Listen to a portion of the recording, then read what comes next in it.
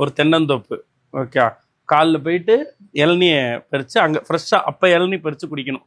குடித்தோன்னே அங்கே வந்து போய் ஏதாவது ஒரு பம்பு செட்டு ஏதாவது இருந்துச்சுன்னா குளிக்கணும். நல்ல குளியல் ஒரு மணி நேரம் போட்டு வெளில வந்தால் இட்லி நாட்டுக்கோழி குழம்பு சுட சுட இருக்கணும் இட்லி. அப்போதான் அங்கேருந்து எடுத்துருக்கணும். அப்படி ஒரு இட்லி இறா அதை சாப்பிட்டுட்டு அதெல்லாம் ஒரு வாழ்க்கையா?